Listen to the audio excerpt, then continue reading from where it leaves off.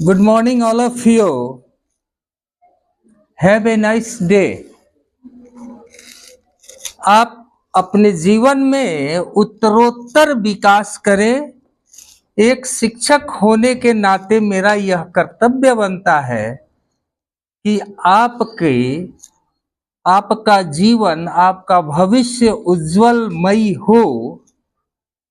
इसके लिए शिक्षक को मेहनत करना पड़ता है और एक शिक्षक आपके साथ बच्चों जैसा भी व्यवहार करता है, क्योंकि बच्चों के साथ अगर बच्चे बन के नहीं रहा जाएगा, उसके तरह आपके तरह नहीं सोचेंगे। आपके सोच में मेरा अपना सोच जो है, मेरा जो शिक्षा का जो पद्धति है, शिक्षा के जो नियम है, उसको खेल खेल में, बात बात में आपको समझाने का ही मेरा दायित्व है। It is my responsibility to do something better for your life. आज का हमारा टॉपिक है एक्टिव एंड पैसिव। क्या है? पैसिव। आज इसको हम सभी मिल के समझेंगे और जहां समझ में नहीं आएगा बात भी करना है, पूछना है। बिना पूछे अगर आप प्रश्न नहीं करते हैं तो आपको समझ में नहीं आएगा। जब तक आप प्रश्न करना नहीं सीखेंगे तब तक आपको उसका अच्छी तरह से ज्ञान नहीं होगा। वॉइस को हम हिंदी में वाच्य बोलते हैं। वॉइस का संबंध वाक्य के वर्ब से होता है। ये वर्ब क्या है? क्रिया। क्रिया मतलब क्या हुआ? A verb is a word which shows an action, state and position. जब हम सेंटेंस बनाने जाते हैं तो हम क्या करते हैं? सेंटेंस का रूल है कि जब तक सब्जेक्ट वर्ब ऑब्जेक्ट नहीं है, सब्जेक्ट है वर्ब है, तो समझ जाओ कि वह सेंटेंस है। अगर सब्जेक्ट है वर्ब है ऑब्जेक्ट है, जैसे ये देखो, ही वॉक्स,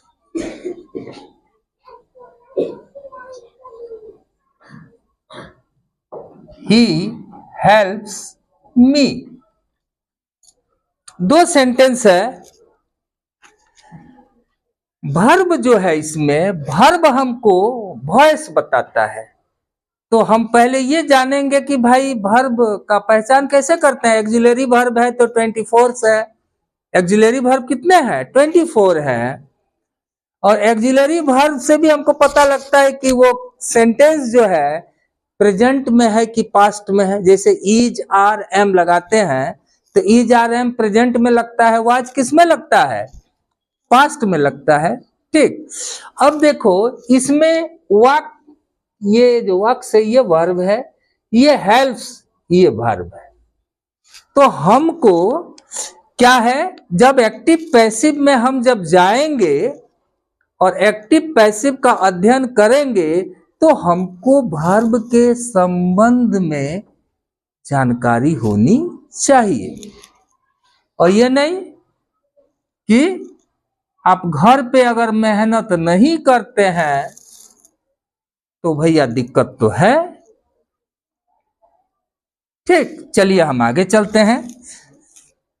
वर्ब, वॉइस का संबंध वाक्य के वर्ब से होता है। इससे पता चलता है कि सब्जेक्ट कर्ता द्वारा कोई काम हो रहा है या सब्जेक्ट के बदले कोई दूसरा काम कर रहा है। इसमें हमको फोकस करना है सब्जेक्ट के ऊपर। सेंटेंस क्या है? सब्जेक्ट है, वर्ब है प्लस ऑब्जेक्ट है। ये भी सेंटेंस है। सब्जेक्ट है, वर्ब है, यह भी सेंटेंस है। अब ये वर्ब के बाद ये देखो, इस वर्ब के पास यहां क्या है? मी है। और इस वर्ब के पहले क्या है? ही है। तो यह इस सेंटेंस का सब्जेक्ट हुआ और इस सेंटेंस का ऑब्जेक्ट हुआ। क्लियर? इसको हम ट्रांजिटिव वर्ब बोलते हैं। क्या? Transitive verb. अगर पिताजी भी जिंदा है और माँ भी जिंदा है तो हमको चिंता की क्या बात है। ठीक? कहने का मतलब है कि उसके इस वर्ब के आगे भी है कोई है, सब्जेक्ट है, और इस वर्ब के बाद भी कोई है जो कि ऑब्जेक्ट है। तो इस वर्ब को हम ट्रांजिटिव वर्ब कहते हैं। और इस वर्ब के बाद अगर ऑब्जेक्ट नहीं है, this verb indicates that I am intransitive verb. मैं इंट्रांजिटिव वर्ब हूं और ये बोल रहा है कि मैं ट्रांजिटिव वर्ब हूं। ये तो बात समझ में आया। और इसमें हमको जानना है कि ये एक्टिव वॉइस में, क्योंकि subject he walks, he helps me, यानी कि इसमें ये सब्जेक्ट है। अगर सब्जेक्ट है तो वह क्या है? एक्टिव वॉइस में होगा। और कोई काम दूसरे के द्वारा किया जा रहा है तो उस समय हमको ये ध्यान में रखना है, एक्टिव से पैसिव बनाते समय आगे टॉपिक पर आएगा, उस पर आराम से सोचना है और जो समझ में नहीं आए उसको पूछना है। अब आइए हम लोग देखते हैं कि वॉइस का संबंध किससे है? वर्ब से है। किससे है? वर्ब से है। अब हम जानते हैं वॉइस के भेद। वॉइस जो होते हैं आपके, वॉइस होते हैं आपके दो, active voice and passive voice.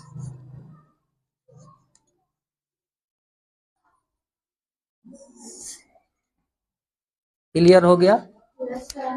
यहां तक तो हमको लग रहा है कि आपको दिक्कत नहीं है। दिक्कत है? वॉइस कितने होते हैं?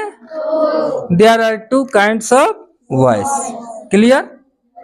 चलिए आगे हम लोग चलते हैं। वॉइस के दो प्रकार होते हैं, active voice and passive voice. Active voice और पैसिव वॉइस। अब हम लोग एग्जाम्पल देखेंगे। क्या देखेंगे? एग्जाम्पल देखेंगे। एग्जाम्पल, उदाहरण। पहले क्या देखेंगे? गुरुजी को चल के दिखाना पड़ेगा ना, तब ना आप लोग उस रास्ते पर जाएंगे। अगर गुरुजी नहीं जाएंगे तो तुम लोग उल्टा पुल्टा जाओगे। बताने के बाद भी उल्टा पुल्टा चलते हो। तो सही रास्ता बताया जाएगा, उस पे आपको एक्टिव और पैसिव बनाते समय उसी पर चलना है, उल्टा पुल्टा काम नहीं करना है। चलिए इन वाक्यों को देखें। ये हो गया आपका राहुल। राहुल हेल्प्स राजू। अच्छा, ये सेंटेंस जो है, इस सेंटेंस को आप देख रहे हैं, सेंटेंस हो गया ना। अब इस सेंटेंस में हमको देखना है सब्जेक्ट कौन है। सब्जेक्ट हो गया कौन? राहुल। राजू का मदद कौन कर रहा है? राहुल कर रहा है। तो राहुल इस सेंटेंस का सब्जेक्ट होगा। और ये क्या हो गया? वर्ब हो गया। ये क्या हो गया? ऑब्जेक्ट हो गया। ओके सर जी, समझ गए हम लोग? ये सब्जेक्ट है, ये वर्ब है, ये ऑब्जेक्ट है। अब हमको ये जानना है कि इसमें सब्जेक्ट ये है और ऑब्जेक्ट ये है, तो ये क्या है? सेंटेंस एक्टिव वॉइस है। जब हम पैसिव वॉइस बनाने जाते हैं, अब यहां से शुरू होता है दिमाग। दिमाग का प्रयोग करना है। और क्या करना है? हाँ, ये मत बोलना कि अब इसमें हम लोग देखें कि जब हम पैसिव बनाने जाएंगे, क्या बनाने जाएंगे, पैसिव बनाने जाएंगे, तो हमको एक बात ध्यान में रखना है कि एक्टिव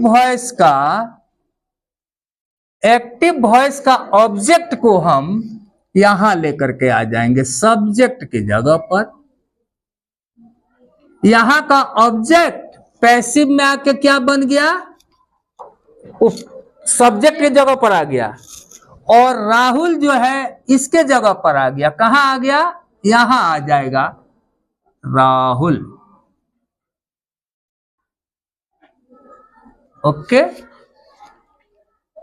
यानी कि जो एक्टिव वॉइस में सब्जेक्ट था, पैसिव में उसको हम ऑब्जेक्ट के स्थान पर ला दिए। ठीक है ना, ये ऑब्जेक्ट है ना, ये सब्जेक्ट है ना, तो ये सब्जेक्ट कहां आ गया, अंत में आ गया, और यहां का ऑब्जेक्ट कहां चला गया, यहां चला गया।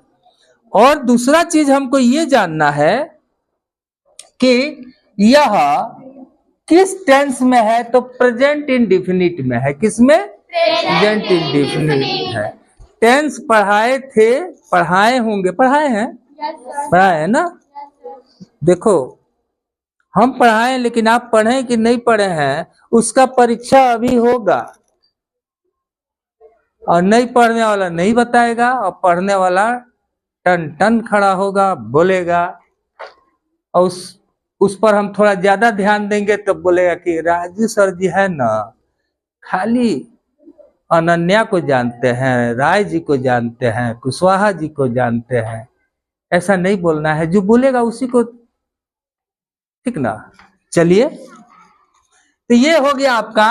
अगर ये प्रेजेंट इंडेफिनिट है तो यहां आ जाएगा इज, ठीक।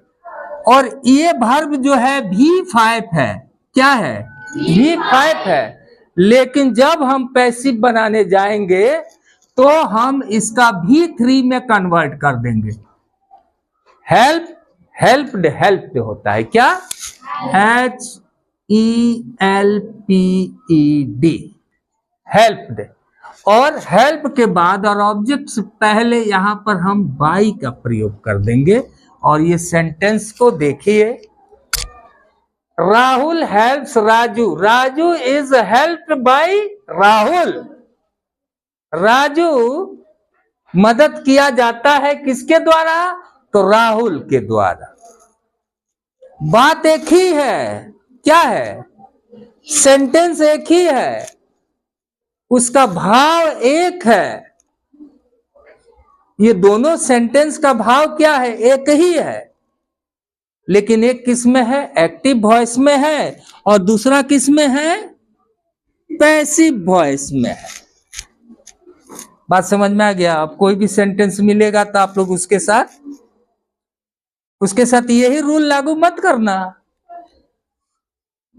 अगर सेंटेंस प्रेजेंट इंडेफिनिट में है तो इसके साथ ऐसा करना है। अब हमको समझना है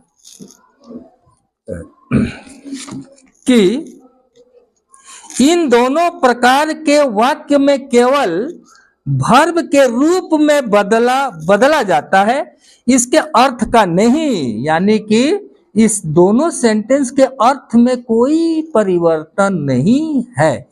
परिवर्तन क्या है, वर्ब का है। सर जी यहाँ हेल्प्स किए हैं और यहाँ हेल्प्ड कर दिए, हेल्प, यही अंतर है ना। और तो राजू का राजू है, राहुल का राहुल है, इज नहीं था तो इज आ गया है, हेल्प आ गया है, ठीक। और यहाँ बाई आ गया है। तो हमने क्या किया है, उसमें वर्ब में परिवर्तन किया है, वर्ब फॉर्म में। इसके अर्थ का नहीं, वर्ब के रूप को बदलने से वाक्य की बनावट अवश्य बदल जाती है, परंतु इसका अर्थ नहीं बदलता है। अर्थ में कोई परिवर्तन नहीं है, ठीक। अब आइए आगे चलते हैं। एक्टिव वॉइस में वर्ब हेल्प्स है तो पैसिव वॉइस में क्या हो गया है, एक्टिव में हेल्प्स तो इसमें क्या हो गया है, इज हेल्प्ड हो गया है। ओके, ट्रांजिटिव वर्ब का पैसिव बन सकता है, अर्थात जिस वाक्य में सब्जेक्ट वर्ब ऑब्जेक्ट होगा। यानी कि देख लो, इसमें सब्जेक्ट है, वर्ब है, ऑब्जेक्ट है। तो एक्टिव से पैसिव बनाते समय यहां पर हमने बताया ना, यहां पर ही वॉक्स, इसके बाद ऑब्जेक्ट नहीं है ना, तो ऐसे सेंटेंस का पैसिव नहीं बनता है। पैसिव किसका बनेगा? सब्जेक्ट वर्ब ऑब्जेक्ट होगा, तभी उस सेंटेंस को हम क्या करेंगे? एक्टिव से पैसिव में बदलेंगे। अच्छा, दो लड़का है, एक लड़का ड्रेस पहन के स्कूल का नहीं आया है और एक लड़का ड्रेस पहन करके आया है, ठीक है ना? तो जो पहन के नहीं आया है उसको हम बोलेंगे ना, अरे आप क्यों नहीं पहन के आया है, लेकिन जो पहन के आया उसको बोलेंगे नहीं? बोलेंगे हाँ शी इज गुड गर्ल। क्या बोलेंगे? ये अच्छी लड़की है, ये अच्छा लड़का है। तो परिवर्तन, उसका शर्ट पैंट में परिवर्तन हो सकता है, लेकिन ये ध्यान रखना, उसी तरह सेंटेंस में जब हम जाते हैं तो हम ये देखेंगे ऑब्जेक्ट है तभी उसका एक्टिव टू पैसिव बनेगा। यानी ट्रांजिटिव वर्ब का अर्थ ये होता है कि if there is subject verb and object in the sentence, उसी सेंटेंस को हम एक्टिव से पैसिव में बदलते हैं। यानी कि इसके बाद देखो ऑब्जेक्ट है, तो ये वर्ब कौन सा वर्ब होगा? ट्रांजिटिव वर्ब है। और ये कौन सा है? इंट्रांजिटिव वर्ब है। इंट्रांजिटिव वर्ब का पैसिव नहीं बनता, इसमें ऑब्जेक्ट नहीं होता है। आगे चलिए देखते हैं। अगर वाक्य का सब्जेक्ट खुद कार्य कर रहा है तब वह जो है वह वर्ब एक्टिव वॉइस में होगा। किसमें होगा? इसमें का सब्जेक्ट काम कर रहा है इसमें, तो ये कौन सा सेंटेंस होगा? एक्टिव होगा। और if the subject is not doing the action, if the sentence in the sentence subject is doing their work, अगर सब्जेक्ट कर रहा है, और if the subject is not doing work, अगर सब्जेक्ट अपना काम नहीं कर रहा है, तो समझ जाओ वो पैसिव है। क्लियर? कंसेप्ट क्लियर हो रहा है? ठीक। अब आइए, सब्जेक्ट कार्य करता हो, अगर सब्जेक्ट कार्य करता हो उस सेंटेंस में तो हो गया एक्टिव, और सब्जेक्ट के बदले दूसरा कोई काम कर रहा है, जैसे इस सेंटेंस में है, इस सेंटेंस में ये ऑब्जेक्ट में है, लेकिन इसका अर्थ क्या है? काम किसके द्वारा हो रहा है? राहुल के द्वारा। राहुल लिख दिया, हाँ राहुल लिख दिया ना। तो इस सेंटेंस में ये भले यहां है लेकिन काम इससे हो रहा है, तो ये किस में है? पैसिव वॉइस में है। अब हमको ये जानना है कि एक्टिव को पैसिव में बदलने के लिए, एक्टिव से पैसिव में बदलने के लिए बताए हैं ना ये रूल। ठीक। अब हमको ये जानना है कि अगर आई है सब्जेक्ट तो क्या हो जाएगा? मी हो जाएगा। वी है तो अस हो जाएगा। यू है तो यू हो जाएगा। ही है तो हिम हो जाएगा। सी है तो हर हो जाएगा। इट है तो इट हो जाएगा। दे है तो देम हो जाएगा। यानी सब्जेक्ट अगर किसी सेंटेंस में, जैसे ही हेल्प्स मी, ओके, तो अब ये ऑब्जेक्ट पर आएगा तो यहां हो जाएगा हिम। क्या हो जाएगा? और मी क्या हो जाएगा? आई। क्या हो जाएगा? ठीक। और सेंटेंस में यानी कि ये सब्जेक्ट अगर ऑब्जेक्ट पर जाएगा तो ऐसे हो जाएगा, और ये सब्जेक्ट पर आएगा तो आई हो जाएगा। क्लियर? अच्छा, अब आगे हम लोग चलते हैं, देखते हैं कि अगर सिंपल प्रेजेंट टेंस, अगर एक्टिव वॉइस अगर सिंपल प्रेजेंट टेंस में है, V1 क्या है? V1 V5 वर्ब के कितने फॉर्म है? 5 फॉर्म है। कितने? 5 फॉर्म है। V1 V2 V3 V4 V5। तो प्रेजेंट इंडिफिनिट में आपको पता है कि V1 और V5 का प्रयोग किया जाता है, ठीक ना। अब आपको देखना है कि अगर सेंटेंस एक्टिव में है तो हम कैसे जानेंगे कि एक्टिव में है। पहले तो सब्जेक्ट से जानेंगे और वर्ब से हम जानेंगे कि यह किस टेंस में है। देखिए, जैसे आपका एक्टिव वॉइस में वर्ब को सिंपल प्रेजेंट टेंस में रहे तो पैसिव वॉइस में इज आर एम V3 का प्रयोग कर पास्ट पार्टिसिपल लगाया जाता है। अच्छा, आइए देखते हैं। ये देखो, ये हेल्प्स है तो ये V5 हो गया था, प्रेजेंट इंडिफिनिट में है। तो देखो यहां पर जब हम एक्टिव से पैसिव बनाए हैं तो क्या किए हैं, क्या किए हैं जी, ये प्रेजेंट इंडिफिनिट में है तो इसको कंटिन्यूअस का हमने यहां पर प्रयोग किया है, ठीक है ना। ये समझ में आ गया ना। चलिए, जैसे राम हेल्प्स मी, आई राइट लेटर, आई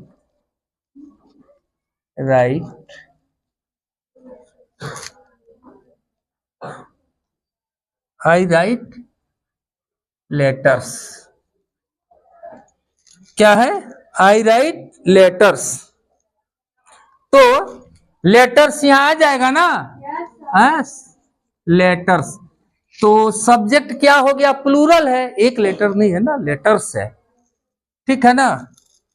तो लेटर्स आर, और राइट का क्या हो जाएगा, राइट रोट रिटर्न। क्या हो जाएगा, right road return, W return. और इसके बाद क्या लगेगा, बाई, और आई का क्या हो जाएगा, मी। अगर एक्टिव वॉइस का वर्ब अगर प्रेजेंट इंडिफिनिट में है, सिंपल प्रेजेंट टेंस में है, तो उसके साथ हमको क्या करना है, इज आर एम का प्रयोग करके, उसके बाद से V3 लगा के, उसके बाद से बाई लगा करके हम ऑब्जेक्ट सब्जेक्ट में परिवर्तन करते हैं। इतना समझ में आ गया, आ रहा है ना। Yes sir. तो ये तो हो गया अगर सिंपल प्रेजेंट टेंस और पास्ट प्रेजेंट आए हैं। अच्छा, ठीक है, बोल दो, थोड़ा बोल दो, ले लीजिए आप। ओके, तो हमको ये ध्यान में रखना है, ठीक। अब आइए देखते हैं, हम लोग सिंपल प्रेजेंट पढ़े हैं, अब आएंगे present tense, past tense, future tense. Present tense में 4 होता है, पास्ट में 4 होता है, फ्यूचर में 4 होता है। तो हम पास्ट टेंस के पास्ट इंडिफिनिट का बात कर रहे हैं। He played,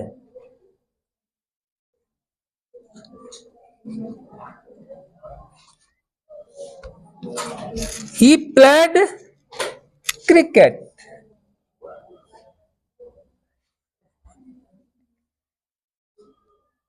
he played cricket। अच्छा, अब देखिए इसको हमको क्या करना है,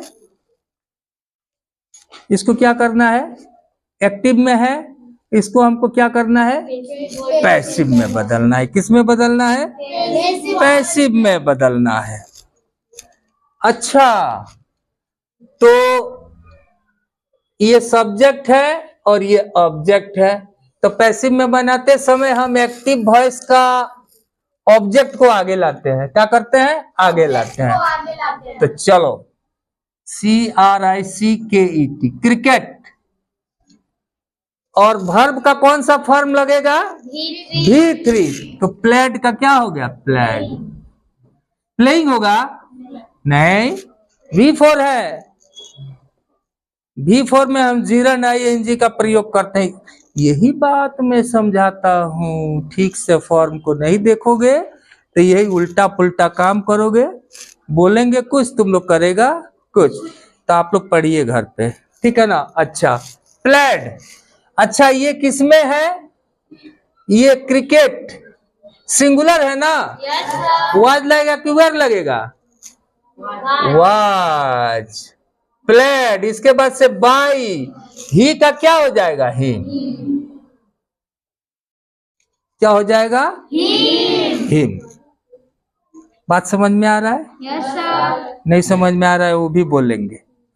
अब आइए सिंपल फ्यूचर टेंस में चलते हैं। आई सेल, सेल और विल का प्रयोग हम किस में करते हैं? फ्यूचर में करते हैं। आई सेल हेल्प हिम, ठीक। आई सेल हेल्प हिम, ओके। क्या है? आई सेल हेल्प हिम। तो सेल का प्रयोग किसके साथ होता है? आई और वी के साथ। किसके साथ? आई और वी के साथ। और सबके साथ हम लोग क्या करते हैं? विल का प्रयोग करते हैं। तो ये क्या हो जाएगा? हिम का क्या हो जाएगा? ही। तो इसके साथ क्या लग जाएगा? विल। क्या लग जाएगा? He will. विल क्यों लगा? According to subject, according to grammar rule, ठीक है ना? जब हम पढ़ रहे हैं तो ग्रामर रूल हमको जानना जरूरी है। इसके बाद से बी का प्रयोग कर देंगे। He will be. हेल्प का क्या हो जाएगा? हेल्प। किसके द्वारा? बाई मी। आपने आज सीखा प्रेजेंट इंडेफिनिट, पास्ट इंडेफिनिट और फ्यूचर। तीन देखे ना? Yes sir. आज का आपका इतना ही रहेगा। और घर पे जाकर के बेटा पढ़िए। अगर आप नहीं पढ़ेंगे तो बहुत दिक्कत है। आने वाले कल में इतना कंपटीशन बढ़ गया है। आप 5 में हैं तो समझ जाइए कि आपके पास 5 का तो ज्ञान होना चाहिए ना। If you are taking education, if you are sitting in class 5, you have some knowledge about your class, about your book. So, it is my heartily request, you labor hard at your home. Thank you. Have a nice day.